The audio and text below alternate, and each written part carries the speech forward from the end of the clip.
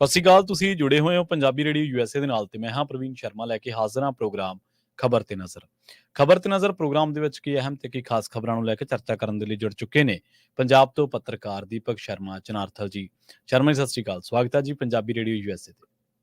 ਸਤਿ ਸ਼੍ਰੀ ਅਕਾਲ ਪ੍ਰਵੀਨ ਜੀ, ਸਾਰੇ ਦਰਸ਼ਕਾਂ ਨੂੰ, ਸਾਰੇ ਸਰੋਤਿਆਂ ਨੂੰ ਮੇਰੀ ਪਿਆਰ ਭਰੀ ਸਤਿ ਸ਼੍ਰੀ ਅਕਾਲ ਜੀ। ਖਬਰ ਤੇ ਨਜ਼ਰ ਪ੍ਰੋਗਰਾਮ ਨੂੰ ਸਪਾਂਸਰ ਕਰਦੇ ਨੇ ਖਾਲਸਾ ਇੰਸ਼ੋਰੈਂਸ ਏਜੰਸੀ ਵਾਲੇ, ਜਿਨ੍ਹਾਂ ਤੋਂ ਤੁਸੀਂ ਹਰ ਤਰੀਕੇ ਦੀ ਇੰਸ਼ੋਰੈਂਸ ਲੈ ਸਕਦੇ ਹੋ। ਇੰਸ਼ੋਰੈਂਸ ਬਾਰੇ ਪਤਾ ਕਰਨ ਦੇ ਲਈ ਇਹਨਾਂ ਦਾ ਨੰਬਰ ਹੈ 4082722500। ਇਹ 1992 ਤੋਂ ਲਗਾਤਾਰ ਇੰਸ਼ੋਰੈਂਸ ਬਿਜ਼ਨਸ ਦੇ ਵਿੱਚ ਨੇ ਤੇ ਸ਼ਾਨਦਾਰ ਸੇਵਾਵਾਂ ਦੇ ਰਹੇ ਨੇ। ਅਮਰੀਕਾ ਭਰ ਦੇ ਵਿੱਚ ਇੰਸ਼ੋਰੈਂਸ ਕਰਦੇ ਨੇ। ਓਬਾਮਾ ਕੇਅਰ, ਮੈਡੀਕੇਅਰ ਜਾਂ ਫਿਰ ਕਵਰਡ ਕੈਲੀਫੋਰਨੀਆ ਬਾਬਤ ਪਾਲਿਸੀ ਕਰਵਾਉਣ ਦੇ ਲਈ ਸਲਾਹ ਲੈਣ ਦੇ ਲਈ ਅੱਜ ਹੀ ਕਾਲ ਕਰੋ 4082722500 ਤੇ। ਟਰਕੀਅਨ ਇਮੀਗ੍ਰੇਸ਼ਨ ਲਾ ਫਰਮ ਵਾਲੇ ਜੇ ਟਰਕੀਅਨ ਟੋਨੀ ਟਰਕੀਅਨ ਦੇ ਨਾਲ ਤੁਸੀਂ ਯੂਐਸ ਇਮੀਗ੍ਰੇਸ਼ਨ ਬਾਬਤ ਕੋਈ ਵੀ ਸਲਾਹ ਕਰਨੀ, ਕੋਈ ਵੀ ਸਵਾਲ ਪੁੱਛਣਾ ਤੇ ਇਹਨਾਂ ਦਾ ਨੰਬਰ ਹੈ 4159090503। ਗੁਰਦੀਪ ਸਿੰਘ ਵਿਰਤੀ ਕਲੋਵੀ, ਸਤਨਾਮ ਸਿੰਘ ਸ਼ੇਰਗਿੱਲ ਸਿਲਮਾ, ਵਿਸਲਾ ਫੈਮਿਲੀ, ਕਾਬਲ ਸਿੰਘ ਫ੍ਰਿਜ਼ਨੋ, ਮਨਦੀਪ ਸਿੰਘ, ਸੰਦੀਪ ਕੌਰ ਸੈਨ ਹੋਜ਼ੇ, ਗੁਰਪਾਲ ਸਿੰਘ ਸੈਕਰਾਮੈਂਟੋ ਤੇ ਸਰਬਜੀਤ ਸਿੰਘ ਸ਼ੋਕਰ ਟਰਲਕ ਤੋਂ। ਇਹਨਾਂ ਸਾਰੇ ਹੀ ਸਪਾਂਸਰਸ ਦਾ ਬਹੁਤ ਬਹੁਤ ਧੰਨਵਾਦ। ਤੇ ਜੇਕਰ ਤੁਸੀਂ ਵੀ ਪੰਜਾਬੀ ਰੇਡੀਓ ਯੂਐਸਏ ਦੇ ਇਹਨਾਂ ਪ੍ਰੋਗਰਾਮਾਂ ਨੂੰ ਸਪਾਂਸਰ ਕਰਨਾ ਚਾਹੁੰਦੇ ਹੋ ਤਾਂ ਸਟੂਡੀਓ ਦਾ ਨੰਬਰ ਹੈ 408272 ਅੱਜ ਦਾ ਇਹ ਖਬਰ ਤੇ ਨਜ਼ਰ ਪ੍ਰੋਗਰਾਮ ਸਾਲ 2024 ਦੀ 19 ਮਾਰਚ ਦਾ ਪ੍ਰੋਗਰਾਮ ਹੈ ਤੇ ਦਿਨ ਅੱਜ ਮੰਗਲਵਾਰ ਹੈ। ਸ਼ਰਮਾ ਜੀ, ਖਬਰਾਂ ਦੇ ਵੱਲ ਆਈਏ। ਸ਼ੁਰੂਆਤ ਕਰੀਏ ਪੰਜਾਬ ਸਰਕਾਰ ਤੋਂ ਤੇ ਅੰਮ੍ਰਿਤਪਾਲ ਸਿੰਘ ਤੋਂ ਤੇ ਐਨਐਸਏ ਤੋਂ। ਪੰਜਾਬ ਸਰਕਾਰ ਨੇ ਕਹਿੰਦੇ ਗੁਪਚੁਪ ਤਰੀਕੇ ਦੇ ਨਾਲ ਅੰਮ੍ਰਿਤਪਾਲ ਸਿੰਘ ਤੇ ਐਨਐਸਏ 1 ਸਾਲ ਦੇ ਲਈ ਹੋਰ ਲਾ ਦਿੱਤਾ ਜੀ। ਬਿਲਕੁਲ ਪ੍ਰਵੀਨ ਜੀ, ਇਹਦੇ ਵਿੱਚ ਕੋਈ ਦੋ ਰਾਏ ਨਹੀਂ ਕਿ ਇਹ ਖਬਰ ਮਾਨਯੋਗ ਅਦਾਲਤ ਦੇ ਵਿੱਚ ਜਦੋਂ ਇਹ ਤੱਥ ਸਾਹਮਣੇ ਆਏ ਤਦ ਸਪਸ਼ਟ ਹੋਈ ਕਿ ਬਿਲਕੁਲ ਜੀ ਅੰਮ੍ਰਿਤਪਾਲ ਸਿੰਘ ਤੇ ਉਹਦੇ 10 ਦੇ ਕਰੀਬ ਸਾਥੀਆਂ ਦੇ ਉੱਤੇ ਐਨਐਸਏ 1 ਸਾਲ ਲਈ ਹੋਰ ਲਾ ਦਿੱਤਾ ਗਿਆ ਜੀ। ਸਾਰਿਆਂ ਦੇ ਧਿਆਨ 'ਚ ਹੋਏਗਾ ਕਿ ਪੰਜਾਬ ਦੇ ਵਿੱਚ ਅੰਮ੍ਰਿਤਪਾਲ ਸਿੰਘ ਹੋਰਾਂ ਨੂੰ ਉੱਤੇ 18 ਮਾਰਚ 2023 ਨੂੰ ਐਨਐਸਏ ਲਾਇਆ ਸੀ, ਜਦੋਂ ਕਿ ਅਪ੍ਰੈਲ 2023 'ਚ ਉਹਨਾਂ ਨੂੰ ਗ੍ਰਿਫਤਾਰ ਕੀਤਾ ਗਿਆ ਸੀਗਾ। ਸੋ ਉਸ ਸਮੇਂ ਦੇਸ਼ ਦੇ ਗ੍ਰਹਿ ਮੰਤਰੀ ਅਮਿਤ ਸ਼ਾਹ ਹੋਰੀ ਦਮ ਭਰ ਰਹੇ ਸੀ ਕਿ ਸਾਰੀ ਕਾਰਵਾਈ ਸਾਡੇ ਨਾਲ ਰਾਬਤੇ 'ਚ ਰੱਖ ਕੇ ਹੋ ਰਹੀ ਹੈ ਜਾਂ ਸਾਡੇ ਵੱਲੋਂ ਤੈਅ ਕੀਤੀ ਗਈ ਰਣਨੀਤੀ ਤਹਿਤ ਹੋ ਰਹੀ ਹੈ ਨਾ। ਸੋ ਇਸ ਲਈ ਉਸ ਸਮੇਂ ਐਨਐਸਏ ਲੱਗਣਾ ਤੇ ਅੱਜ ਫਿਰ 1 ਸਾਲ ਬਾਅਦ ਜਦੋਂ ਆਪਾਂ ਗੱਲ ਕਰ ਰਹੇ ਹਾਂ ਕਿ 18 ਮਾਰਚ 2023 ਨੂੰ ਲਾਇਆ ਸੀ, ਇਹਦਾ ਮਤਲਬ 17 ਮਾਰਚ 2023 ਨੂੰ ਇੱਕ ਵਰ੍ਹਾ ਪੂਰਾ ਹੋ ਗਿਆ ਉਸ ਦਾ, ਤੇ ਉਸ ਤੋਂ ਬਾਅਦ ਦੁਬਾਰਾ ਨਵੇਂ ਸਿਰੇ ਤੋਂ ਫਿਰ ਐਨਐਸਏ ਲਾਤਾ ਮਤਲਬ। ਸੋ ਇਸ ਪਹਿਲੂ ਦੇ ਉੱਤੇ ਅਦਾਲਤ ਦੇ ਵਿੱਚ ਬਕਾਇਦਾ ਤੌਰ ਤੇ ਜਦੋਂ ਪੰਜਾਬ ਹਰਿਆਣਾ ਹਾਈ ਕੋਰਟ ਦੇ ਵਿੱਚ ਇਹ ਧਿਰ ਪੇਸ਼ ਹੁੰਦੀ ਆ ਹੈ ਨਾ, ਤਾਂ ਉਸ ਹਵਾਲੇ ਨਾਲ ਮਤਲਬ ਕਿ ਇਹ ਅਦਾਲਤ ਦੇ ਵਿੱਚ ਸਵਾਲ ਆਉਂਦਾ ਤੇ ਇਹਨਾਂ ਦਾ ਵਕੀਲ ਕਹਿੰਦਾ ਜੀ ਕਿ ਅੰਮ੍ਰਿਤਪਾਲ ਸਿੰਘ ਤੇ ਉਹਦੇ 10 ਦੇ ਕਰੀਬ ਸਾਥੀਆਂ ਤੇ ਪੰਜਾਬ ਸਰਕਾਰ ਨੇ ਐਨਐਸਏ 1 ਸਾਲ ਲਈ ਵਧਾਤਾ ਜੀ। ਤੇ ਮਾਨਯੋਗ ਅਦਾਲਤ ਕਹਿੰਦੀ ਹੈ ਕਿ ਠੀਕ ਹੈ, ਲਿਆਓ ਉਹਦੇ ਤੱਥ ਕਾਗਜ਼ ਦਸਤਾਵੇਜ਼ ਦਿਓ। ਤੇ ਦਸਤਾਵੇਜ਼ ਕੋਈ ਹੈ ਨਹੀਂ ਸੀ ਉਸ ਸਮੇਂ ਕੋਲ। ਅੱਛਾ। ਸੋ ਜਾਂ ਉਹ ਉਸ ਸਮੇਂ ਦੇਣਾ ਨਹੀਂ ਚਾਹੁੰਦੇ ਸੀ। ਦੂਸਰੇ ਅੰਮ੍ਰਿਤਪਾਲ ਹੋਰਾਂ ਦੀ ਧਿਰ ਦੇ ਨਾਲ ਜਿਹੜੀ ਸੰਬੰਧਿਤ ਵਕੀਲਾਂ ਦੀ ਧਿਰ ਆ ਜਿਹੜੀ, ਉਹਨਾਂ ਵੱਲੋਂ ਜਿਹੜੇ ਕੇਸ ਦੀ ਪੈਰਵੀ ਕਰ ਰਹੇ ਸੀ, ਉਹਨਾਂ ਨੇ ਕਿਹਾ ਜੀ ਕਿ ਇਹਨਾਂ ਨੇ ਤਾਂ ਸਾਨੂੰ ਨਹੀਂ ਜਾਣਕਾਰੀ ਅਜੇ ਤੱਕ ਉਪਲਬਧ ਕਰਾਈ ਹੈ। ਤੇ ਕਹਿੰਦੇ ਕਿ ਅਸਲ ਦੇ ਵਿੱਚ ਉਹ ਕਹਿੰਦੇ ਕਿ 1 ਸਾਲ ਲਈ ਉਹ ਐਨਐਸਏ ਲੱਗ ਸਕਦਾ, ਇਸ ਲਈ ਇਹ ਉਹਨੂੰ ਵਧਾ ਨਹੀਂ ਸਕਦੇ, ਇਸ ਲਈ ਇਹਨਾਂ ਨੇ ਦੁਬਾਰਾ ਲਾਤਾ ਜੀ ਜੀ, ਕਿ ਨਵੇਂ ਸਿਰੇ ਲਾਤਾ। ਅੰਮ੍ਰਿਤਪਾਲ ਸਿੰਘ, ਪਪਲਪ੍ਰੀਤ ਸਿੰਘ, ਭਗਵੰਤ ਸਿੰਘ ਹੈ ਨਾ, ਗੁਰਮੀਤ ਸਿੰਘ, ਕੁਲਵੰਤ ਸਿੰਘ, ਇਸੇ ਤਰ੍ਹਾਂ ਸਰਬਜੀਤ ਸਿੰਘ ਕਲਸੀ ਹੋਰੀ, ਗੁਰਿੰਦਰ ਸਿੰਘ ਔਜਲਾ, ਬਸੰਤ ਸਿੰਘ, ਇਹ ਸਾਰਿਆਂ ਨੂੰ ਮਤਲਬ ਗ੍ਰਿਫਤਾਰ ਕਰਕੇ ਡਿਬਰੂਗੜ੍ਹ ਜੇਲ੍ਹ ਭੇਜ ਦਿੱਤਾ ਗਿਆ ਸੀ, ਜਿੱਥੇ ਇਹ ਵੀ ਪਹਿਲੂ ਆਇਆ ਕਿ ਖਾਣੇ ਦੇ ਵਿੱਚ ਉਹਨਾਂ ਦੇ ਕੁਝ ਜਿਹੇ ਨਸ਼ੀਲੇ ਪਦਾਰਥ ਜਾਂ ਉਹ ਜਰਦਾ ਪੁੜੀ ਜਿਵੇਂ ਏਦਾਂ ਹੁੰਦੀਆਂ ਉਹਨੀਆਂ ਕੋਈ ਚੀਜ਼ਾਂ ਉਹਨੂੰ ਲੈ ਕੇ ਰੋਸਾ ਵੀ ਪਨਪਿਆ ਉੱਥੇ। ਤੇ ਉਸ ਤੋਂ ਬਾਅਦ ਕਹਿੰਦੇ ਲਾਂਗਰੀ ਵੀ ਬਦਲਤਾ, ਪਰ ਉਸ ਤੋਂ ਬਾਅਦ ਫਿਰ ਦੁਬਾਰਾ ਭੁੱਖ ਹੜਤਾਲ ਤੇ ਅਜੇ ਵੀ ਸਾਥੀ ਭੁੱਖ ਹੜਤਾਲ ਤੇ ਨੇ ਇਹ ਸਾਰੇ। ਤੇ ਇਹਨਾਂ ਦੇ ਵਿੱਚੋਂ ਇੱਕ ਕਹਿੰਦੇ ਜੇਲ੍ਹ ਦੀ ਜਿਹੜਾ ਹਸਪਤਾਲ ਹੈ ਉਹਦੇ ਵਿੱਚ ਵੀ ਜੇਰੇ ਇਲਾਜ। ਸੋ ਪੁਲਿਸ ਨੇ ਪਿਛਲੀ ਵਾਰ ਇਹ ਵੀ ਦਾਅਵਾ ਕਰਨ ਦੀ ਜਾਂ ਜੇਲ੍ਹ ਦੇ ਵਿੱਚੋਂ ਹਵਾਲੇ ਨਾਲ ਇਹ ਵੀ ਖਬਰ ਬਾਹਰ ਆਈ ਸੀਗੀ ਕਿ ਹਾਂ ਜੀ ਉਹਨਾਂ ਕੋਲੋਂ ਸਪਾਈ ਕੈਮਰਾ ਮਿਲਿਆ ਜੀ, ਮੋਬਾਈਲ ਮਿਲੇ ਨੇ ਜੀ। ਤੇ ਇੱਧਰ ਅੰਮ੍ਰਿਤਪਾਲ ਉਹਨਾਂ ਦਾ ਪਰਿਵਾਰ ਕਹਿ ਰਿਹਾ ਸੀਗਾ ਕਿ ਇਹ ਜਸੂਸੀ ਕੀਤੀ ਜਾ ਰਹੀ ਹੈ ਅੰਮ੍ਰਿਤਪਾਲ ਦੀ ਜੀ, ਤੇ ਉਹਦੇ ਲਈ ਇਹ ਸਰਕਾਰ ਵੱਲੋਂ, ਪੁਲਿਸ ਤੰਤਰ ਵੱਲੋਂ ਇਹ ਸਾਰਾ ਕੁਝ ਲਾਇਆ ਜਾ ਰਿਹਾ। ਪਰ ਅੱਜ ਇੱਕ ਵਾਰ ਫਿਰ ਪੰਜਾਬ ਸਰਕਾਰ ਵੱਲੋਂ 1 ਸਾਲ ਦੇ ਲਈ ਐਨ ਚੋਣਾਂ ਦੇ ਇਸ ਮਾਹੌਲ ਦੇ ਦੌਰਾਨ ਐਨਐਸਏ ਵਧਾਉਣਾ, ਜਦੋਂ ਕਿ ਇੱਕ ਪਾਸੇ ਇੱਕ ਪਟੀਸ਼ਨ ਚੱਲ ਰਹੀ ਹੈ ਅਦਾਲਤ ਦੇ ਵਿੱਚ ਜਿਹੜੀ ਮੰਗ ਕਰ ਰਹੀ ਹੈ ਕਿ ਅੰਮ੍ਰਿਤਪਾਲ ਸਿੰਘ ਤੇ ਉਹਦੇ ਸਾਥੀਆਂ ਨੂੰ ਪੰਜਾਬ ਦੀਆਂ ਜੇਲ੍ਹਾਂ 'ਚ ਤਬਦੀਲ ਕੀਤਾ ਜਾਵੇ, ਪੰਜਾਬ ਲਿਆਂਦਾ ਜਾਵੇ। ਉਸ ਤੇ ਲੈ ਕੇ ਸੁਣਵਾਈ ਹੈ ਜਿਹੜੀ ਅਗਲੇ ਦਿਨਾਂ 'ਚ ਅਪ੍ਰੈਲ 'ਚ ਹੋਣੀ ਆ। ਸੋ ਦੁਬਾਰਾ ਇਹ ਸੁਣਵਾਈ ਅਗਾਂਹ ਚਲੀ ਗਈ ਹੈ ਤੇ ਉਸ ਸਮੇਂ ਕਹਿ ਵੀ ਦਿੱਤਾ ਗਿਆ ਅਦਾਲਤ ਵੱਲੋਂ ਇਹਨਾਂ ਦੇ ਵਕੀਲਾਂ ਨੂੰ, ਸਰਕਾਰੀ ਵਕੀਲਾਂ ਨੂੰ, ਕਿ ਭਾਈ ਉਦੋਂ ਕਾਗਜ਼ ਪੱਤਰ ਦਸਤਾਵੇਜ਼ ਲੈ ਕੇ ਆਇਓ ਕਿ ਕਿਸ ਆਧਾਰ ਤੇ ਤੁਸੀਂ NSA ਸਾਲ ਲਈ ਵਧਾਇਆ। ਪ੍ਰਵੀਨ ਜੀ, ਇਹ ਪੰਜਾਬ ਸਰਕਾਰ ਵੱਲੋਂ ਲਿਆ ਗਿਆ ਫੈਸਲਾ, ਠੀਕ ਹੈ, ਔਰ ਪੰਜਾਬ ਸਰਕਾਰ ਦੇ ਹੁਕਮਾਂ ਅਨੁਸਾਰ ਇਹ ਕਾਰਵਾਈ ਹੋਈ ਹੈ। ਪਰ ਸਾਰਿਆਂ ਨੂੰ ਪਤਾ ਕਿ NSA ਦਿੱਲੀ ਤੋਂ, ਕੇਂਦਰ ਤੋਂ, ਭਾਜਪਾ ਦੇ ਹੁਕਮਾਂ ਤੋਂ ਬਿਨਾਂ ਕਿਤੇ ਕਿਸੇ ਸੂਬੇ 'ਚ ਇੰਪਲੀਮੈਂਟ ਨਹੀਂ ਹੋ ਰਿਹਾ। ਸੋ ਇਸ ਲਈ ਇਹ ਇਸ਼ਾਰਾ ਉਧਰੋਂ ਹੁੰਦਾ ਹੈ, ਝੰਡੀ ਉਧਰੋਂ, ਹਰੀ ਝੰਡੀ ਉਧਰੋਂ ਮਿਲਦੀ ਹੈ ਤੇ ਸਾਡੇ ਵਾਲੇ ਤਾਂ ਕਾਲੇ ਹੀ ਨੇ ਮਤਲਬ ਉਸ ਦੇ ਅਨੁਸਾਰ ਕਾਰਵਾਈ ਕਰਨ ਨੂੰ। ਸੋ ਇਸ ਤਹਿਤ ਇਹ ਮਾਮਲਾ ਇੱਕ ਵਾਰ ਫਿਰ ਅੱਜ ਪੰਜਾਬ ਦੀ ਸਿਆਸੀ ਸਫਾ 'ਚ ਗੂੰਜੇਗਾ। ਇਸ ਪਹਿਲੂ ਤੇ ਲੈ ਕੇ ਫਿਰ ਚਰਚਾ ਛਿੜੇਗੀ ਕਿ ਕੀ ਇਹ ਸਿਆਸਤ ਤੋਂ ਪ੍ਰੇਰਿਤ ਹੈ ਕਾਰਵਾਈ ਜਾਂ ਸੱਚਮੁੱਚ ਪੰਜਾਬ ਨੂੰ ਸੁਰੱਖਿਅਤ ਰੱਖਣ ਦਾ ਕੋਈ ਹਵਾਲਾ ਇਹਦੇ ਵਿੱਚ, ਕਿ ਜੇਲ੍ਹ 'ਚ ਬੈਠੇ ਹੀ 1 ਸਾਲ ਦੇ ਲਈ ਹੋਰ ਲਾ ਦਿਓ, 1 ਸਾਲ ਦੀ ਕਾਰਵਾਈ ਹੋਰ ਵਧਾ ਦਿਓ, ਵੀ NSA ਲਾ ਦਿਓ ਤੇ ਪੰਜਾਬ ਦੀ ਜੇਲ੍ਹਾਂ 'ਚੋਂ ਬਾਹਰ ਰੱਖੋ। ਇਹ ਸਾਰੇ ਪਹਿਲੂ ਤੇ ਉੱਤੇ ਅੱਜ ਪੰਜਾਬ ਦੀ ਸਿਆਸੀ ਫਿਜ਼ਾ 'ਚ ਖਾਸੀ ਗਹਿਮਾਗਾਮੀ ਤੁਹਾਨੂੰ ਦੇਖਣ ਨੂੰ ਮਿਲ ਸਕਦੀ। ਜੀ, ਤੇ ਅਗਲੀ ਖਬਰ ਦੇ ਵੱਲ ਵਧੀਏ ਸ਼ਰਮਾ ਜੀ, ਗੱਲ ਕਰੀਏ ਮੋਦੀ ਸਾਹਿਬ ਦੀ। ਕਹਿੰਦੇ ਵਾਹ ਮੋਦੀ ਜੀ, ਤੁਹਾਡੇ ਰਾਜ ਦੇ ਵਿੱਚ ਭਾਰਤ ਬਣ ਗਿਆ ਦੁਨੀਆ ਦਾ ਤੀਜਾ ਪ੍ਰਦੂਸ਼ਿਤ ਮੁਲਕ ਜੀ। ਜਿਹੜਾ ਪ੍ਰਦੂਸ਼ਣ ਵਾਲਾ ਮਸਲਾ ਇਹ ਦੁਨੀਆ ਭਰ ਦਾ ਵੱਡਾ ਮਸਲਾ, ਪਰ ਉਹਦੇ ਵਿੱਚ ਨਰਿੰਦਰ ਮੋਦੀ ਹੋਰੀ ਹਮੇਸ਼ਾ ਦਮ ਭਰਦੇ ਰਹੇ ਨੇ ਕਿ ਹਾਂ ਜੀ ਮੈਂ ਭਾਰਤ ਨੂੰ ਦੁਨੀਆ ਦੀ ਸਭ ਤੋਂ ਵੱਡੀ ਤਾਕਤ ਬਣਾਉਣ ਜਾ ਰਿਹਾ। ਤੇ ਕੀ ਉਹ ਤਾਕਤ ਇਸ ਰੂਪ 'ਚ ਬਣਾਉਣੀ ਸੀ ਕਿ ਜਿਹੜਾ ਮੁਲਕ ਕਿਸੇ ਸਮੇਂ ਦੁਨੀਆ ਦੇ ਵਿੱਚ ਪ੍ਰਦੂਸ਼ਿਤ ਮੁਲਕਾਂ 'ਚ 8ਵੇਂ ਨੰਬਰ ਤੇ ਸੀ, ਉਹ ਅੱਜ ਦੁਨੀਆ ਦਾ 3ਜੇ ਨੰਬਰ ਦਾ ਮੁਲਕ ਬਣ ਗਿਆ। ਤੇ ਹੋ ਸਕਦਾ ਜੇਕਰ ਇਹੀ ਹਾਲਤ ਰਹੀ ਤਾਂ ਕਿਸੇ ਦਿਨ ਪਹਿਲੇ ਨੰਬਰ ਦਾ ਵੀ ਮੁਲਕ ਬਣ ਗਿਆ। ਪ੍ਰਵੀਨ ਜੀ, ਹੋਣਾ ਤਾਂ ਇਹ ਚਾਹੀਦਾ ਸੀ ਕਿ 8ਵੇਂ ਤੋਂ ਤੁਸੀਂ ਹੋਰ ਉਹਨੂੰ ਪਿਛਾਂ ਨੂੰ ਲੈ ਕੇ ਜਾਓ ਕਿ ਹਾਂ ਭਾਈ ਪ੍ਰਦੂਸ਼ਣ ਦੇ ਮਾਮਲੇ 'ਚ ਸਾਡਾ ਸੁਧਾਰ ਹੁੰਦਾ ਜਾ ਰਿਹਾ, ਅਸੀਂ 100 ਦੇ ਵਿੱਚ ਵੀ ਨਹੀਂ ਆ, ਪਰ ਤੁਸੀਂ ਤਾਂ 8ਵੇਂ ਤੋਂ ਵੀ 30ਵੇਂ ਪਾਇਦਾਨ ਤੇ ਆ ਗਏ। ਪ੍ਰਵੀਨ ਜੀ, 134 ਮੁਲਕਾਂ ਦਾ ਇੱਕ ਸਰਵੇ ਹੈ ਜੀ। ਉਸ ਸਰਵੇ ਦੇ ਵਿੱਚ ਪ੍ਰਦੂਸ਼ਿਤ ਰਾਜਧਾਨੀਆਂ ਦੇ ਵਿੱਚੋਂ ਦਿੱਲੀ ਸਭ ਤੋਂ ਨੰਬਰ 1 ਤੇ ਹੈ। ਦੁਨੀਆ ਭਰ ਦੇ ਮੁਲਕਾਂ ਦੀਆਂ ਰਾਜਧਾਨੀਆਂ 'ਚ ਜੇਕਰ ਪ੍ਰਦੂਸ਼ਿਤ ਕੋਈ ਰਾਜਧਾਨੀ ਹੈ ਤਾਂ ਕਹਿੰਦੇ ਸਭ ਤੋਂ ਵੱਧ ਦਿੱਲੀ ਹੈ। ਤੇ 92.7% ਦੇ ਹਵਾਲੇ ਨਾਲ, ਤੇ ਉਸ ਤੋਂ ਬਾਅਦ ਢਾਕਾ ਆਉਂਦੀ ਹੈ 80% ਦੇ ਹਵਾਲੇ ਨਾਲ, ਉਸ ਤੋਂ ਬਾਅਦ ਦੁਸ਼ਾਬੇ ਆਉਂਦੀ ਹੈ 46 ਹੈ ਨਾ, ਫਿਰ ਬਗਦਾਦ ਆਉਂਦੀ ਹੈ 45, ਜਕਾਰਤਾ ਆਉਂਦੀ ਹੈ 43, ਇਸਲਾਮਾਬਾਦ ਆਉਂਦਾ 42 ਹੈ, ਫਿਰ ਕਾਠਮਾਂਡੂ 41, ਅਬੂ ਧਾਬੀ 38 ਤੇ ਦੋਹਾ 37, ਫਿਰ ਇਹ ਸਾਰੇ ਬਾਅਦ ਚੋਂ ਨੇ। ਸੋ ਤੁਸੀਂ ਇਸ ਵੱਲ ਜੇਕਰ ਸਮਝਣਾ ਹੋਵੇ ਤਾਂ ਪੰਜਾਬ ਦੇ ਵਿੱਚ ਵੀ ਕਹਿੰਦੇ ਕਿ ਜੇ ਆਪਾਂ ਦੇਖੀਏ ਤਾਂ ਸਭ ਤੋਂ ਵੱਧ ਸ਼ਹਿਰਾਂ ਦੇ ਵਿੱਚ ਜਦੋਂ ਦੇਖਦਾ ਤਾਂ ਬੇਗੂਸਰਾਏ ਕਹਿੰਦੇ ਨੰਬਰ 1 ਹੈ, ਜਿਹੜਾ ਕਿ ਪਿਛਲੀ ਵਾਰ ਸੂਚੀ 'ਚ ਵੀ ਨਹੀਂ ਸੀ। ਠੀਕ ਹੈ ਜੀ। ਸੋ ਬੇਗੂਸਰਾਏ ਦੀ ਇੱਕ ਆਪਣੇ ਆਪ 'ਚ ਮਹੱਤਤਾ ਹੈ, ਪਰ ਉਹਦੇ ਬਾਵਜੂਦ ਵੀ ਕਿਹੋ ਜਿਹਾ ਨਜ਼ਰੀਆ ਹੈ ਸਾਡੀਆਂ ਸਰਕਾਰਾਂ ਦਾ ਇਹਨਾਂ ਸਥਾਨਾਂ ਦੇ ਪ੍ਰਤੀ, ਉਹਦੀ ਵੀ ਇੱਕ ਝਲਕਾਰਾ ਮਿਲਦਾ ਕਿ ਅੱਜ ਇਹ ਦੁਨੀਆ ਦੇ ਵਿੱਚ ਸਭ ਤੋਂ ਵੱਧ ਪ੍ਰਦੂਸ਼ਿਤ ਸ਼ਹਿਰਾਂ 'ਚੋਂ ਮੋਹਰੀ ਹੈ। ਤੇ ਇਹਦੇ ਵਿੱਚ ਪੰਜਾਬ ਦਾ ਸ਼ਹਿਰ ਵੀ ਸਾਡਾ ਹੈਗਾ ਜੀ ਮੁੱਲਾਂਪੁਰ, 4ਥੇ ਨੰਬਰ ਦਾ, ਦੁਨੀਆ ਦਾ 4ਥੇ ਨੰਬਰ ਦਾ ਪ੍ਰਦੂਸ਼ਿਤ ਸ਼ਹਿਰਾਂ ਦੇ ਵਿੱਚੋਂ ਇੱਕ। ਸੋ ਇਸ ਸਥਿਤੀ 'ਚ ਅਸੀਂ ਖੜੇ ਹਾਂ। ਸੋ ਇੱਥੇ ਮੈਂ ਦੇਖ ਰਿਹਾ ਸੀਗਾ ਕਿ ਨੰਬਰ 1 ਦੇ ਉੱਤੇ ਬੇਸ਼ੱਕ ਪਾਕਿਸਤਾਨ ਤੇ ਸਾਡੇ ਗਵਾਂਢੀ ਮੁਲਕ ਆਉਂਦੇ ਨੇ, ਪਰ ਉਸ ਮਾਮਲੇ 'ਚ ਅਸੀਂ ਤੀਸਰੇ ਨੰਬਰ ਤੇ ਆਉਣਾ ਆਪਣੇ ਆਪ 'ਚ ਇੱਕ ਪਹਿਲੂ ਰੱਖਦਾ ਕਿ ਪ੍ਰਦੂਸ਼ਣ ਦੇ ਮਾਮਲੇ 'ਚ ਦਿੱਲੀ ਦੇ ਵਿੱਚ ਕਹਿੰਦੇ ਜਿਹੜੀ ਪ੍ਰਦੂਸ਼ਿਤ ਹੈ, ਜਿਹੜਾ ਆਪਾਂ ਗੱਲ ਕਰ ਰਹੇ ਕਿ 92.7% ਦੀ ਪ੍ਰਦੂਸ਼ਿਤ ਹੈ, ਇਹਦਾ ਪੈਮਾਨਾ ਦਿੱਤਾ ਗਿਆ ਇੱਕ ਪ੍ਰਵੀਨ ਜੀ ਕਿ ਕਿਸ ਹਵਾਲੇ ਨਾਲ ਹੈ।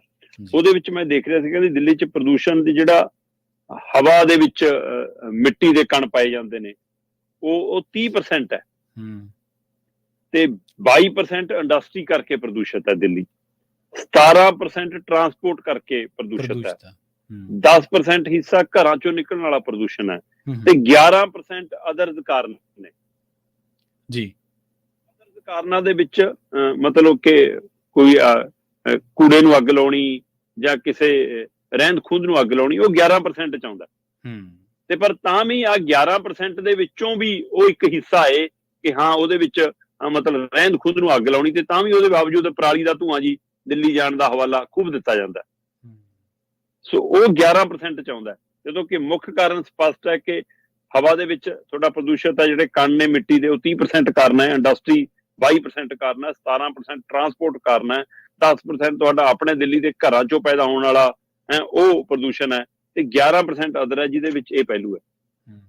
ਤੁਸੀਂ 10 ਸਾਲਾਂ ਵਾਲੀਆਂ 10 ਸਾਲ ਤੋਂ ਵੱਧ ਵਾਲੀਆਂ ਗੱਡੀਆਂ ਬੰਦ ਕਰਤੀਆਂ ਉੱਥੇ, ਡੀਜ਼ਲ ਗੱਡੀ ਤਾਂ ਬੰਦੇ ਕਰਤੀ, ਪੈਟਰੋਲ ਡੀਜ਼ਲ ਤੇ ਪਾਬੰਦੀ ਲਾਤੀ ਕਿ 10 ਸਾਲ ਤੋਂ ਵੱਧ ਵਾਲੀ ਆ ਨਹੀਂ ਸਕਦੀਆਂ ਜੀ, ਈਵਨ ਓਡ ਨੰਬਰ ਕਰਕੇ ਦੇਖ ਲਿਆ ਜੀ।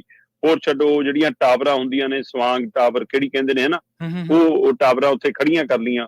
ਉਹ ਕਹਿੰਦੇ ਜੀ ਜਾਂ ਤਾਂ ਇਹ ਟਾਵਰਾਂ ਕੰਮ ਨਹੀਂ ਕਰਦੀਆਂ ਜਾਂ ਬਹੁਤ ਘੱਟ ਕੰਮ ਕਰਦੀਆਂ ਨੇ, ਔਰ ਦਿੱਲੀ ਦੇ ਹਿਸਾਬ ਨਾਲ ਦਿੱਲੀ ਨੂੰ ਬਚਾਉਣ ਦੇ ਲਈ 40,000 ਜਿਹੀਆਂ ਟਾਵਰਾਂ ਦੀ ਲੋੜ ਹੈ, ਤੇ ਹੈ ਉੱਥੇ ਸੈਂਕੜਿਆਂ ਚ ਨੇ ਅਜੇ ਜੀ। ਸੋ ਇਸ ਸਥਿਤੀ ਚ ਲੰਘਣ ਦੇ ਬਾਵਜੂਦ ਵੀ ਮਤਲਬ ਕਿ ਨਰਿੰਦਰ ਮੋਦੀ ਹੋਰਾਂ ਦੀ ਸਰਕਾਰ ਦਾ ਇਹਦਾ ਮਤਲਬ ਇਸ ਪਹਿਲੂ ਤੇ ਕੋਈ ਧਿਆਨ ਹੀ ਨਹੀਂ ਸੀਗਾ ਕਿ ਅਸੀਂ ਕਿਵੇਂ ਪ੍ਰਦੂਸ਼ਣ ਦੇ ਵਿੱਚ ਮੋਹਰੀ ਬਣਦੇ ਜਾ ਰਹੇ ਹਾਂ।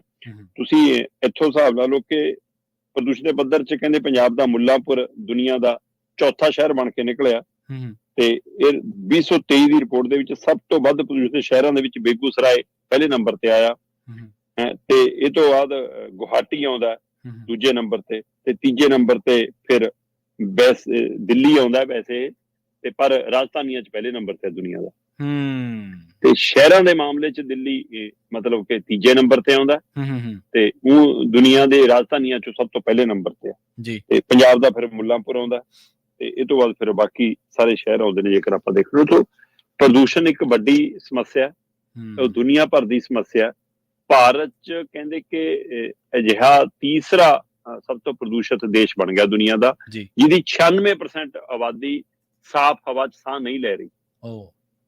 ਮਤਲਬ ਇਹ ਤੋਂ ਵੱਧ ਖਤਰਨਾਕ ਕੀ ਹੋ ਸਕਦਾ ਹੈ ਕਿ ਤੁਹਾਡੇ ਦੇਸ਼ ਦੀ 96% ਆਬਾਦੀ, ਮਤਲਬ ਹੁਣ 4% ਦੇ ਵਿੱਚ ਸਿਆਸਤਦਾਨ ਜਿਹੜੇ ਸਹੀ ਥਾਵਾਂ ਤੇ ਰਹਿੰਦੇ ਨੇ, ਬੜੇ ਘਰਾਣੇ ਜਿਹੜੇ ਕਾਰਪੋਰੇਟ ਘਰਾਣੇ ਨੇ, ਉਹਨਾਂ ਨੇ ਕੋਈ ਹੀਲਾ ਵਸੀਲਾ ਕੀਤਾ ਹੋਊਗਾ, ਉਹ ਆਉਂਦੇ ਹੋਣਗੇ। ਮਤਲਬ ਆਮ ਜਨਤਾ, ਚਾਹੇ ਤੁਸੀਂ ਅਮੀਰੀ ਚੋਂ ਚਾਹੇ ਗਰੀਬੀ ਚੋਂ, ਜਿਸ ਹਵਾ ਚ ਰਹਿ ਰਹੇ ਹੋ, ਜਿਸ ਸ਼ਹਿਰ ਚ ਰਹਿ ਰਹੇ ਹੋ, ਉੱਥੇ ਤਾਂ ਫਿਰ ਉਸੇ ਪ੍ਰਦੂਸ਼ਣ ਚ ਰਹਿ ਰਹੇ ਹੋ ਨਾ। ਸੋ ਉੱਥੇ ਉਹ ਪੈਸਾ ਕੀ ਕਰੂਗਾ ਫਿਰ? ਸੋ ਇਸ ਦੇ ਉੱਤੇ ਸਰਕਾਰਾਂ ਨੂੰ, ਚਾਹੇ ਉਹ ਕੇਂਦਰ ਸਰਕਾਰ ਹੈ ਚਾਹੇ ਉਹ ਸੂਬਾ ਸਰਕਾਰ ਹੈ, ਉਹਨੂੰ ਗੌਰ ਕਰਨ ਦੀ ਲੋੜ ਹੈ।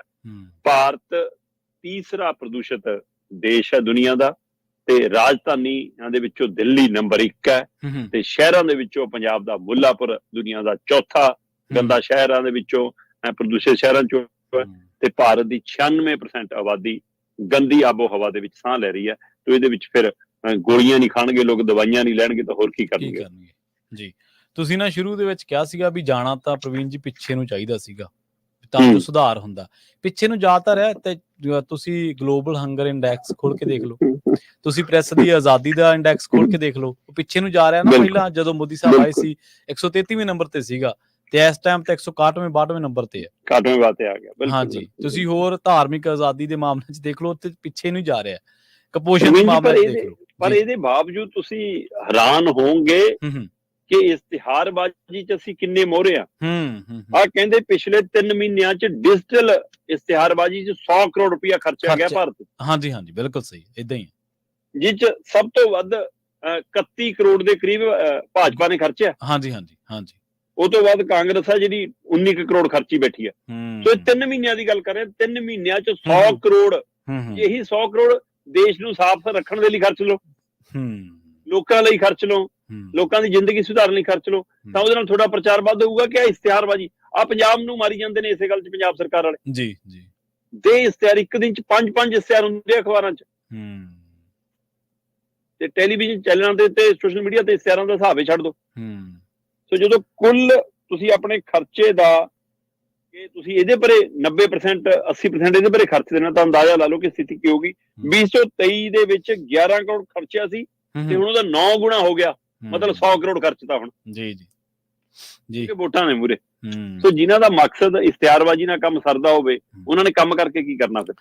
ਤੇ ਇਸ਼ਤਿਹਾਰਬਾਜ਼ੀ ਕਹਿ ਲਓ ਜਾਂ ਫਿਰ ਇਹਨੂੰ ਵੀ ਸਿਆਸੀ ਪ੍ਰਦੂਸ਼ਣ ਹੀ ਕਹਿ ਲਓ, ਕਿਉਂਕਿ ਰੈਪੀਟੀਸ਼ਨ ਆਫ ਇਨਫੋਰਮੇਸ਼ਨ ਹੀ ਹੈ, ਹੋਰ ਇਹਦੇ 'ਚ ਹੈ ਕੀ ਹੈ ਜੀ। ਬਿਲਕੁਲ। ਅਗਲੀ ਖਬਰ ਦੇ ਵੱਲ ਵਧੀਏ ਤੇ ਗੱਲ ਕਰੀਏ ਸ਼ਰਮਾ ਜੀ ਆਪਾਂ ਕਰਤਾਰਪੁਰ ਸਾਹਿਬ ਲਾਂਘੇ ਦੀ। ਪਾਕਿਸਤਾਨ ਨੇ ਕਰਤਾਰਪੁਰ ਸਾਹਿਬ ਲਾਂਘੇ ਦੀ ਜਿਹੜੀ $5 ਫੀਸ ਹੈ ਜੀ, ਉਹ ਹਟਾ ਦਿੱਤੀ ਹੈ। ਪ੍ਰਵੀਨ ਜੀ, ਇਹ ਚੰਗੀ ਖਬਰ ਆਈ ਹੈ ਜੀ ਕਿ ਸ਼੍ਰੀ ਕਰਤਾਰਪੁਰ ਸਾਹਿਬ ਦੇ ਗੁਰੂ ਘਰ ਦੇ ਦਰਸ਼ਨਾਂ ਦੇ ਲਈ ਜਿਹੜੀ NRI ਸੰਗਤ ਆਉਂਦੀ ਆ ਜੀ, ਭਾਰਤ ਨੂੰ ਛੱਡ ਕੇ ਬਾਕੀ ਮੁਲਕਾਂ ਤੋਂ ਜਿਹੜੇ ਸਿੱਖ ਸ਼ਰਧਾਲੂ ਜਾਂ ਨਾਨਕ ਨਾਮ ਲੇਵਾ ਸੰਗਤ ਆਉਂਦੀ ਆ, ਉਹਨਾਂ ਦੇ ਉੱਤੇ $5 ਫੀਸ ਲੱਗਦੀ ਸੀ, ਜਿਹਨੂੰ ਹੁਣ ਹਟਾ ਦਿੱਤਾ ਗਿਆ ਜੀ। ਮਤਲਬ ਇਹਦੇ ਨਾਲ ਸਪਸ਼ਟ ਹੋ ਗਿਆ ਕਿ $5 ਜਾਂ ਪਾਕਿਸਤਾਨੀ ਕਰੰਸੀ ਦੇ ਰੂਪ ਚ ਜੇਕਰ ਸਮਝਣਾ ਹੋਵੇ ਤਾਂ 1500 ਰੁਪਏ ਉੱਥੋਂ ਦੀ ਕਰੰਸੀ ਸਭ ਨਾਲ ਉਹ ਰਾਸ਼ੀ ਹੁਣ ਬੰਦ ਕਰਤੀ ਹੈ। ਪਰ ਇਹਦੇ ਨਾਲ ਇਹ ਗੌਰ ਰੱਖਣ ਵਾਲੀ ਗੱਲ ਹੈ ਕਿ ਜਿਹੜੇ ਭਾਰਤ ਤੋਂ ਸ਼ਰਧਾਲੂ ਜਾਂਦੇ ਨੇ, ਭਾਰਤੀ ਸ਼ਰਧਾਲੂ ਜਾਂਦੇ ਨੇ ਜਿਹੜੇ, ਉਹਨਾਂ ਤੋਂ ਜਿਹੜੀ $20 ਵਸੂਲੀ ਜਾਂਦੀ ਹੈ ਉਹ ਬੰਦ ਨਹੀਂ ਹੋਈ। ਠੀਕ ਹੈ। ਪਾਕਿਸਤਾਨ ਦੀ ਸਰਕਾਰ ਦੇ ਹਵਾਲੇ ਨਾਲ $5 ਸਿਰਫ NRIਆਂ ਦੇ ਲਈ ਜਿਹੜੀ ਫੀਸ ਸੀਗੀ ਉਹ ਬੰਦ ਕੀਤੀ ਹੈ। ਜਿਹੜੀ $20 ਭਾਰਤੀਆਂ ਤੋਂ ਵਸੂਲੀ ਜਾਂਦੀ ਹੈ, ਵੱਡੀ ਗਿਣਤੀ ਸ਼ਰਧਾਲੂ ਭਾਰਤ ਤੋਂ ਜਾਂਦੇ ਨੇ। ਇਹਦੇ ਵਿੱਚ ਪਾਸਪੋਰਟ ਦੀ ਹੋਊਗਾ, ਜਿਹਦਾ ਪਾਸਪੋਰਟ ਬਾਹਰੀ ਹੈ ਫਿਰ ਉਹਦੇ ਆਧਾਰ ਤੇ। ਹਾਂ ਬਿਲਕੁਲ ਬਿਲਕੁਲ ਜੀ, ਹਾਂ, ਜਿਹੜਾ ਪਾਸਪੋਰਟ ਦੂਸਰੇ ਮੁਲਕਾਂ ਵਾਲਾ ਉਹਨਾਂ ਲਈ ਫੀਸ ਹਟੀ ਹੈ। ਠੀਕ ਹੈ। ਜਿਨ੍ਹਾਂ ਕੋਲ ਭਾਰਤੀ ਪਾਸਪੋਰਟ ਹੈ ਉਹਨਾਂ ਲਈ ਫੀਸ ਨਹੀਂ ਹਟੀ ਹੈ। ਜਦੋਂ ਕਿ ਪਾਕਿਸਤਾਨ ਦੇ ਅਧਿਕਾਰੀ ਸੰਬੰਧਤ ਗੁਰੂ ਘਰ ਦਾ ਪ੍ਰਬੰਧ ਦੇਖਣ ਵਾਲੀਆਂ ਟੀਮਾਂ ਦੇ ਹਵਾਲੇ ਨਾਲ ਇਹ ਬਿਆਨ ਆ ਰਹੇ ਸੀ, ਉਹ ਕਹਿੰਦੇ ਜੀ ਕਿ ਇਹ ਤਾਂ ਦੁਨੀਆ ਭਰ ਚ ਪ੍ਰਚਾਰ ਹੁੰਦਾ ਕਿ ਜਿਵੇਂ ਪਾਕਿਸਤਾਨ ਜਜ਼ੀਆ ਲੈਂਦਾ। ਇਸ ਲਈ ਕਹਿੰਦੇ ਕਿ ਅਸੀਂ ਉਹ ਤੋਂ ਉਸ ਤੰਜ ਤੋਂ ਛੁਟਕਾਰਾ ਪਾਉਣ ਦੇ ਲਈ ਅਸੀਂ ਇਹ ਫੀਸ ਪਾਈ ਹੈ। ਪਰ ਭਾਈ ਭਾਰਤ ਤੋਂ ਵੀ ਕਿਉਂ ਲੈ ਰਹੇ ਹੋ ਫਿਰ? ਇਸ ਤੇ ਵੀ $20 ਇਹ ਵੀ ਛੱਡਣ ਦਾ ਬਣਦਾ, ਕਿਉਂਕਿ ਸਭ ਤੋਂ ਵੱਡੀ ਮੰਗ $20 ਦੀ ਵੀ ਨਹੀਂ ਹੈ ਪ੍ਰਵੀਨ ਜੀ। ਸਭ ਤੋਂ ਵੱਡੀ ਮੰਗ ਲੋਕਾਂ ਦੀ ਪਾਸਪੋਰਟ ਹਟਾਉਣ ਦੀ ਹੈ। ਜਿਨ੍ਹਾਂ ਨੇ ਕੋਰੀਡੋਰ ਤੱਕ ਹੀ ਜਾਣਾ, ਸਿਰਫ ਕਰਤਾਰਪੁਰ ਸਾਹਿਬ ਤੱਕ ਹੀ ਜਾਣਾ, ਉਸ ਗੁਰੂ ਘਰ ਦੇ ਦਰਸ਼ਨ ਕਰਕੇ ਹੀ ਵਾਪਸ ਆ ਜਾਣਾ ਕੋਰੀਡੋਰ ਦੇ ਵਿੱਚੋਂ ਹੀ, ਉਹਨਾਂ ਤੋਂ ਘੱਟੋ ਘੱਟ ਪਾਸਪੋਰਟ ਦੀ ਹੱਦ ਹਟਾਈ ਜਾਵੇ, ਉਹਨਾਂ ਦੀ ਕੋਈ ਪਹਿਚਾਣ ਪੱਤਰ ਹੋਰ ਦੇਖਿਆ ਜਾਵੇ, ਤਾਂ ਕਿ ਉਹਦੇ ਨਾਲ ਸਾਡੇ ਕਿੰਨੇ ਬਜ਼ੁਰਗ ਨੇ, ਕਿੰਨੀਆਂ ਮਾਤਾਵਾਂ ਭੈਣਾਂ ਬਾਬੇ ਨੇ ਜਿਹੜੇ ਸਿਰਫ ਪਾਸਪੋਰਟ ਨਾ ਹੋਣ ਕਰਕੇ ਜਾ ਨਹੀਂ ਪਾ ਰਹੇ, ਔਰ ਉਹਨਾਂ ਦੀ ਦਿਲੀ ਇੱਛਾ ਕਿ ਅਸੀਂ ਜ਼ਿੰਦਗੀ 'ਚ ਇੱਕ ਵਾਰ ਕਰਤਾਰਪੁਰ ਸਾਹਿਬ ਦੇ ਦਰਸ਼ਨ ਕਰ ਲਈਏ। ਸੋ ਉਸ ਪਹਿਲੂ ਤੇ ਅਜੇ ਤੱਕ ਦੋਵਾਂ ਮੁਲਕਾਂ ਦੀ ਸਰਕਾਰਾਂ ਨੇ ਚਾਰਜੋਈ ਜਾਂ ਪੈਰਵੀ ਨਹੀਂ ਕੀਤੀ, ਜਿਹਦੇ ਤੇ ਕਰਨ ਦੀ ਲੋੜ ਹੈ। ਵੈਸੇ ਆ $5 ਹਟਾ ਕੇ ਵੀ ਪਾਕਿਸਤਾਨ ਸਰਕਾਰ ਨੇ ਇੱਕ ਚੰਗੀ ਪਹਿਲ ਕਦਮੀ ਕੀਤੀ ਹੈ, ਔਰ ਇਹ ਤੋਂ ਇਲਾਵਾ ਵੀ ਉਹਨਾਂ ਨੇ ਕਿਹਾ ਕਿ ਇਸ ਵਾਰ ਵਿਸਾਖੀ ਮੌਕੇ ਜਿਹੜੇ ਜਥੇ ਆਉਣਗੇ ਉਹਨਾਂ ਨੂੰ ਅਸੀਂ ਮੁੜ ਕੇ ਰੇਲ ਯਾਤਰਾ ਦੇ ਰਾਹੀਂ ਵੀ ਲੈ ਕੇ ਜਾਵਾਂਗੇ। ਨਹੀਂ ਅੱਜ ਕੱਲ੍ਹ ਬੱਸਾਂ 'ਚ ਗੱਡੀਆਂ 'ਚ ਹੀ ਲੈ ਕੇ ਜਾਇਆ ਜਾਂਦਾ ਇੱਥੋਂ, ਇਸ ਲਈ ਕਹਿੰਦੇ ਜਿਹੜੇ ਬਾਘਾ ਬਾਰਡਰ ਰਾਹੀਂ ਵੀ ਆਉਣਗੇ ਉਹਨਾਂ ਨੂੰ ਅੱਗੇ ਰੇਲਾਂ ਦਾ ਪ੍ਰਬੰਧ ਕਰ ਰਹੇ ਹਾਂ ਅਸੀਂ, ਉਹਦੇ ਲਈ ਲੈ ਕੇ ਜਾਵਾਂਗੇ। ਔਰ ਠਹਿਰਾਵ ਦੇ ਲਈ ਪਹਿਲਾਂ ਬਾਹਰਲੇ ਮੁਲਕਾਂ ਤੋਂ, ਚਾਹੇ ਉਹ ਹੋਰ ਵਿਦੇਸ਼ਾਂ ਤੋਂ ਆਉਂਦੇ ਨੇ ਚਾਹੇ ਭਾਰਤ ਤੋਂ ਆਉਂਦੇ ਨੇ, ਉਹਨਾਂ ਦੇ ਰਹਿਣ ਦਾ ਪ੍ਰਬੰਧ ਪਹਿਲਾਂ ਹੋਊਗਾ। ਪਾਕਿਸਤਾਨ ਦੇ ਸ਼ਰਧਾਲੂਆਂ ਦੇ ਰਹਿਣ ਦਾ ਪ੍ਰਬੰਧ ਬਾਅਦ ਚ ਹੋਊਗਾ। ਪਹਿਲਾਂ ਉਹਨਾਂ ਲਈ ਕਮਰਿਆਂ ਦਾ ਪ੍ਰਬੰਧ ਕਰਕੇ ਦੇਵਾਂਗੇ। ਸੋ ਕਾਫੀ ਕੁਛ ਉਧਰ ਤਿਆਰੀਆਂ ਚੱਲ ਰਹੀਆਂ, ਕਿਉਂਕਿ ਵਿਸਾਖੀ ਮੌਕੇ ਵੱਡੀ ਗਿਣਤੀ ਚ ਸਿੱਖ ਸ਼ਰਧਾਲੂ ਪਾਕਿਸਤਾਨ ਜਾਂਦੇ ਨੇ। ਸੋ ਜਿਨ੍ਹਾਂ ਨੇ ਨਨਕਾਣਾ ਸਾਹਿਬ ਵੀ ਜਾਣਾ, ਕਰਤਾਰਪੁਰ ਸਾਹਿਬ ਵੀ ਜਾਣਾ ਤੇ ਹੋਰ ਧਾਰਮਿਕ ਸਥਾਨਾਂ ਤੇ ਵੀ ਜਾਣਾ। ਜੀ ਬਿਲਕੁਲ। ਤੇ ਸ਼ਰਮਾ ਜੀ, ਆਪਾਂ ਗੱਲ ਕਰੀਏ ਰਾਮਦੇਵ ਦੀ। ਰਾਮਦੇਵ ਦੇ ਬਾਰੇ ਕਈ ਦਿਨ ਪਹਿਲਾਂ ਵੀ ਇੱਕ ਖਬਰ ਸੁਣੀ ਸੀ, ਉਹਦੇ ਇਸ਼ਤਿਹਾਰਾਂ ਤੇ ਸੁਪਰੀਮ ਕੋਰਟ ਨੇ ਬੜੀ ਤਲਖ ਟਿੱਪਣੀ ਕੀਤੀ, ਸਖਤ ਟਿੱਪਣੀ ਕਹਿ ਦਿੰਦੇ ਆਪਾਂ। ਹੁਣ ਫੇਰ ਕਹਿੰਦੇ ਆਵਾਜ਼ ਵੱਜੀ ਹੈ, ਯੋਗ ਗੁਰੂ ਰਾਮਦੇਵ ਹਾਜ਼ਰ ਹੋ।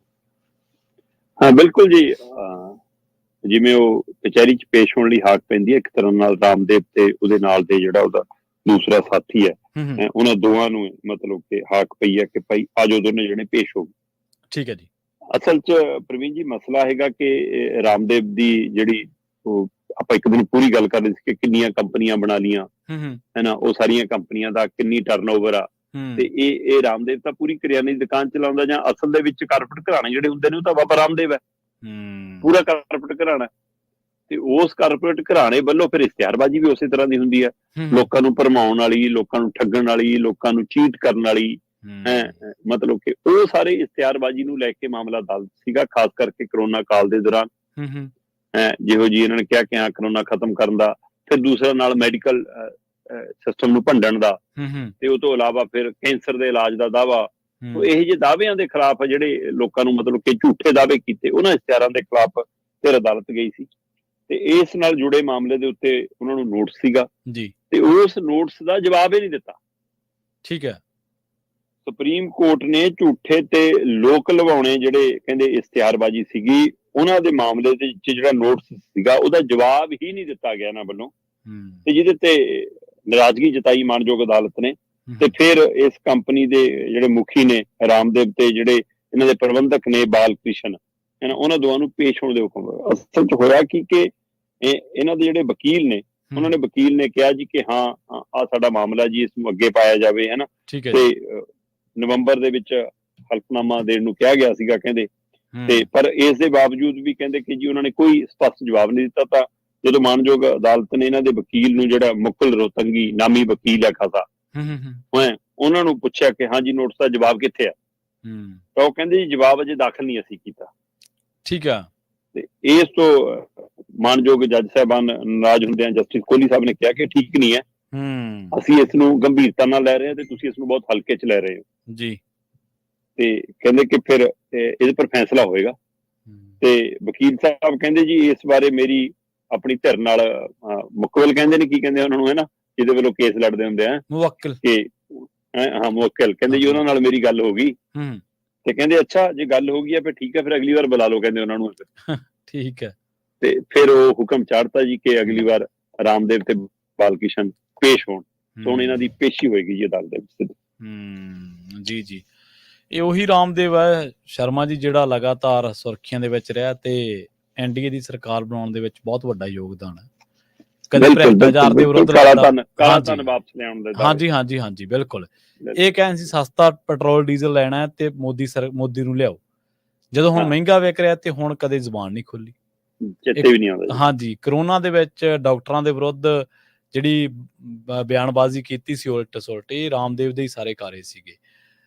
ਇਹਦੀ ਦਵਾਈ ਮੈਨੂੰ ਚੰਗੀ ਤਰ੍ਹਾਂ ਯਾਦ ਹੈ, ਇਹ ਜਿਹੜੇ ਹਰਸ਼ਵਰਧਨ ਜਿਹੜੇ ਤੌਬਾ ਕਰ ਗਏ ਨੇ ਸਿਆਸਤ ਤੋਂ, ਜਿਹੜੇ ਕਹਿੰਦੇ ਹੁਣ ਨਹੀਂ ਮੈਂ ਲੜਨੀ ਚੋਣ, ਉਹਨਾਂ ਨੇ ਰਿਲੀਜ਼ ਕੀਤੀ ਸੀ ਇਹਦੀ ਦਵਾਈ, ਤੁਹਾਨੂੰ ਯਾਦ ਹੋਣਾ, ਕਲੋਨਿਕ ਪਤਾ ਨਹੀਂ ਕੁਛ ਇਸ ਤਰ੍ਹਾਂ ਦੀ ਦਵਾਈ ਸੀ। ਅਸਲ 'ਚ ਤਾਂ ਪਿਛਲੀਆਂ ਲੋਕ ਸਭਾ ਚੋਣਾਂ ਤੋਂ ਪਹਿਲਾਂ ਇਹਨੇ ਆਪਣੀ ਇੱਕ ਧਿਰ ਖੜੀ ਕਰ ਲਈ ਸੀ ਤੇ ਆਪ ਚੋਣ ਲੜਨ ਦੀ ਤਿਆਰੀ ਸੀ। ਤੇ ਫਿਰ ਬੀਜੇਪੀ ਨੇ ਇਹਦੇ ਲਈ ਸਾਰੇ ਰਾਹ ਖੋਲ੍ਹਤੇ ਕਿ ਜੋ ਚਾਹੀਦਾ ਉਹ ਕਰ, ਤੂੰ ਬਿਨਾਂ ਐਮਪੀ ਹੋਏਗਾ। ਸੋ ਫਿਰ ਇਹ ਝੋਲੀ ਚੱਕ ਕੇ ਉਹਨਾਂ ਦੇ ਪ੍ਰਚਾਰ ਲਈ ਨਿਕਲ ਪਿਆ ਸੀ। ਜੀ ਤੇ ਜਾਂਦੇ ਗੱਲ ਕਰੀਏ ਉਹਨਾਂ ਮੌਸਮੀ ਹਾਲਾਤਾਂ ਦੇ ਮਾਹਰਾਂ ਦੇ ਬਾਰੇ, ਜਿਹੜੇ ਚੋਣਾਂ ਦੇ ਮੌਕੇ ਦਲ ਬਦਲੀਆਂ ਕਰਦੇ ਨੇ, ਡੱਡੂ ਛਾਲਾਂ ਮਾਰ ਜਾਂਦੇ ਨੇ ਇੱਧਰੋਂ ਉੱਧਰ। ਦੱਸਦੇ ਆ ਕਿ ਪਿਛਲੇ ਜੇ 2-3 ਦਿਨਾਂ ਦੀ ਗੱਲ ਕਰੀਏ ਤਾਂ ਖਾਸੀਆਂ ਟਪੂਸੀਆਂ ਵੱਜੀਆਂ ਨੇ ਇੱਧਰ ਉੱਧਰ ਸ਼ਰਮਾ ਜੀ। ਨਹੀਂ ਜੀ, ਪੰਜਾਬ ਦੇ ਵਿੱਚ ਤਾਂ ਇਹ ਲਗਾਤਾਰ ਰਿਹਾ ਵਰਤਾਰਾ। ਪੰਜਾਬ 'ਚ ਤਾਂ ਪਿਛਲੇ 2 ਸਾਲਾਂ ਦੇ ਹਵਾਲੇ ਨਾਲ ਆਪਾਂ ਗੱਲ ਕਰ ਰਹੇ ਸੀਗੇ, 20 ਕਾਂਗਰਸ ਦੇ ਬਾਗ ਚੋਂ ਤਿਤਲੀਆਂ ਉੱਡ ਲੀਆਂ। ਸੋ ਉਹ ਖਾਸੀ ਲੰਬੀ ਲਿਸਟ ਹੈ। ਕੈਪਟਨ ਹੋਰੀ, ਜਾਖੜ ਹੋਰੀ, ਮਨਪ੍ਰੀਤ ਹੋਰੀ, ਹੁਣ ਪਰਨੀਤ ਹੈ ਨਾ, ਜੀਪੀ, ਸੁਸ਼ੀਲ ਰਿੰਕੂ, ਫਿਰ ਚੱਬੇਵਾਲ, ਉਹ ਤੋਂ ਇਲਾਵਾ ਕਿੰਨੇ ਨੇ, ਕਾਂਗੜ ਹੋਰੀ ਵੀ ਗਏ ਸੀ, ਆ ਗਏ ਚਲੋ, ਹੈ ਨਾ, ਕੇਵਲ ਢਿੱਲੋਂ, ਅਸ਼ਵਨੀ ਸ਼ੇਖੜੀ, ਰਾਜਕੁਮਾਰ ਵੇਰਕਾ ਵੀ ਜਾ ਕੇ ਮੁੜ ਕੇ ਆਏ ਨੇ, ਬਲਵੀਰ ਸਿੱਧੂ ਵੀ ਜਾ ਕੇ ਮੁੜ ਕੇ ਆਏ ਨੇ। ਉਹ ਤੋਂ ਬਿਨਾਂ ਅਜੇ ਵੀ ਜੀਤਵਿੰਦਰ ਹੋਰੀ, ਕਿੰਨੇ ਇੱਧਰ ਉੱਧਰ ਨੇ। ਬਿਲਕੁਲ ਸਹੀ ਹੈ ਨਾ। ਸੋ ਇਹ ਪੰਜਾਬ ਦੇ ਹਵਾਲੇ ਨਾਲ ਤਾਂ ਇਹ ਚਰਚਾ ਚੱਲੀ ਜਾਂਦੀ ਆ। ਕੱਲ ਵੀ ਸੁਸ਼ੀਲ ਰਿੰਕੂ ਨੂੰ ਮੁੱਖ ਮੰਤਰੀ ਨੇ ਮੁਲਾਕਾਤ ਕੀਤੀ ਜਲੰਧਰ ਚ, ਭਾਈ ਦੱਸ ਦੇ ਤੇਰਾ ਰੌਲਾ ਜਿਹਾ ਪਈ ਜਾਂਦਾ ਹੈ।